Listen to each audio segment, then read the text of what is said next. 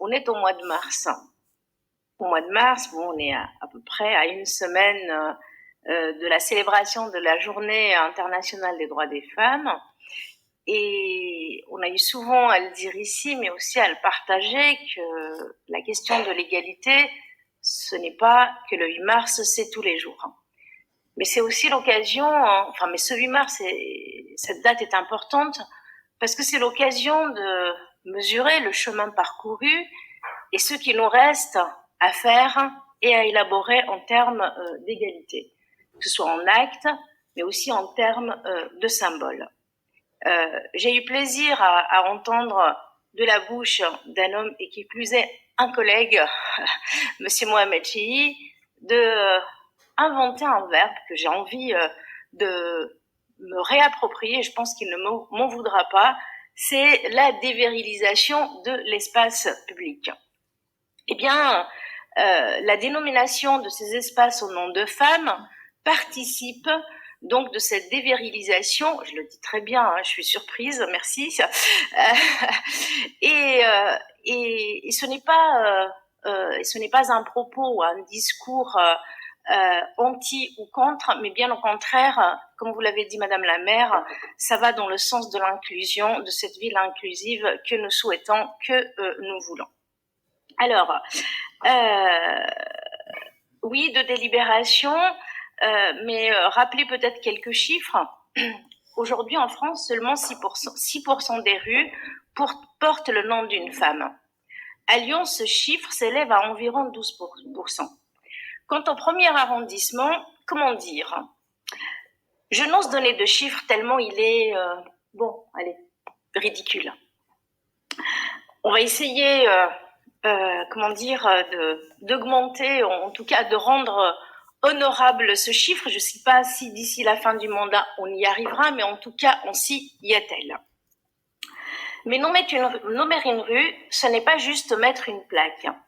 Il s'agit bien pour nous de marquer l'espace public de figures de femmes qui ont marqué de leur empreinte l'histoire. Histoire qui s'est beaucoup écrite par les hommes qui l'ont façonnée. J'ai même envie d'aller plus loin, de dire qu'ils continuent encore à la façonner.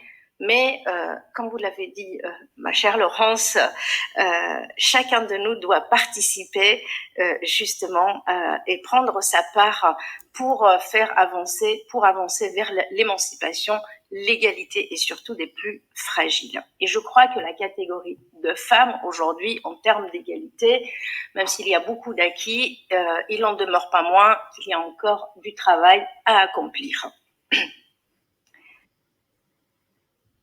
Pour nous remettre un peu dans le processus que nous avons engagé pour la dénomination d'espaces publics par des noms de femmes, rappelons-nous, un appel à contribution puis une concertation habitante ont été organisés du printemps jusqu'à l'automne de l'année dernière. Ainsi, 2 noms de femmes exceptionnelles ont reçu un très grand suffrage et vont, à l'issue de ce passage du passage en délibération au prochain conseil municipal, donner leur nom à 2 lieux de notre arrondissement.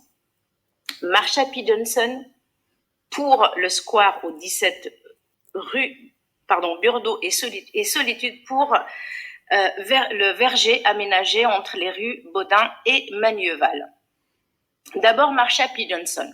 Née en 1945, cette femme était une militante transgenre pour l'égalité, s'identifiant comme drag queen et artiste de performance africaine-américaine.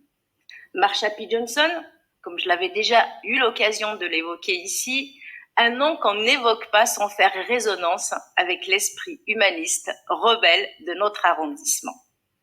Rebelle, Marsha P. Johnson, née Malcolm Michael Jr. en 1945, comme je viens de l'évoquer, déambulait déjà petite fille en robe dans les rues de sa ville natale, Elizabeth, dans le New Jersey, ce qui lui a valu harcèlement, insultes et injures.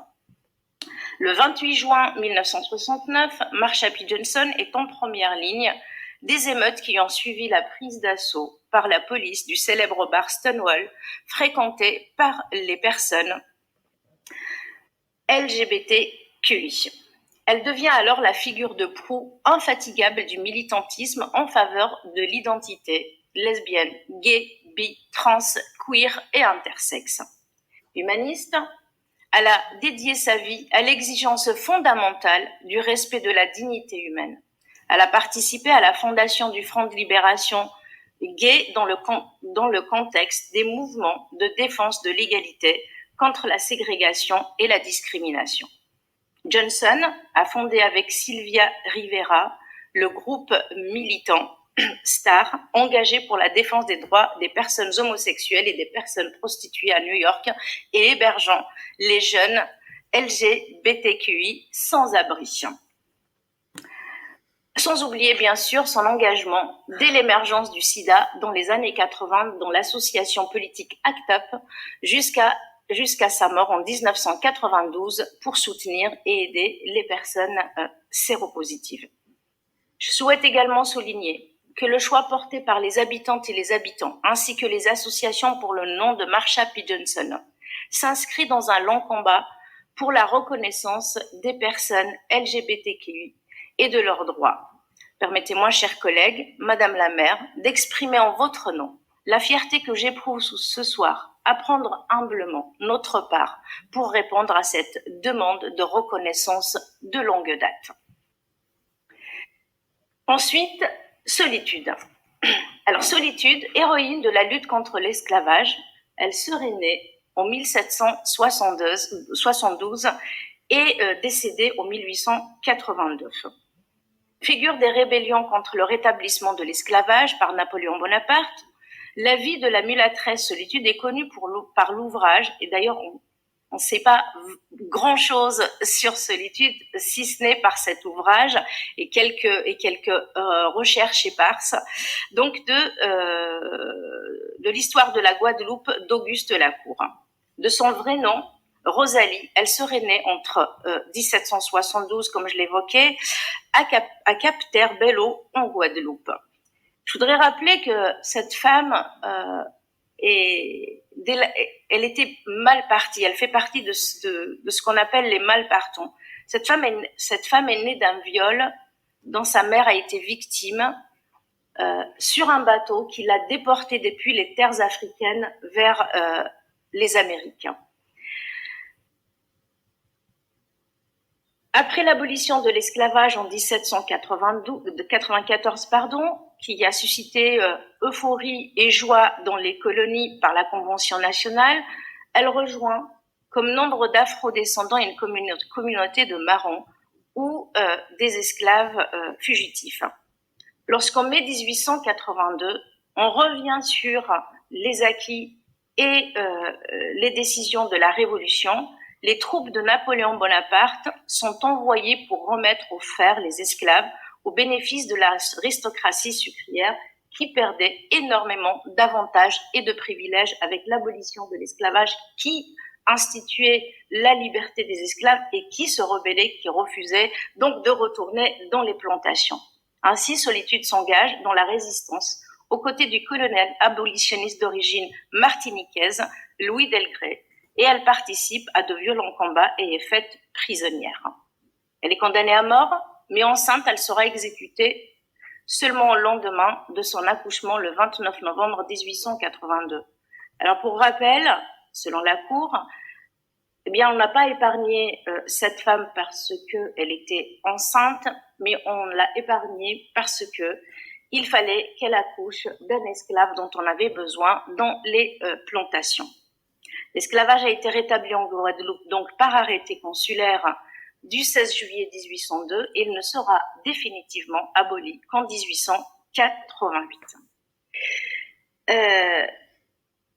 En présentant ces deux femmes, j'ai presque envie de dire, elles auraient adoré notre arrondissement. Elles sont rebelles, elles étaient rebelles, résistantes, éprise de liberté au point d'avoir des actes sacrificiels, mais quel hommage nous leur rendons aujourd'hui en donnant à nos rues, à nos espaces publics, le nom de ces extraordinaires femmes et qui sont d'ailleurs toutes les deux, qui pourraient être toutes les deux des femmes inspirantes pour les nouvelles générations.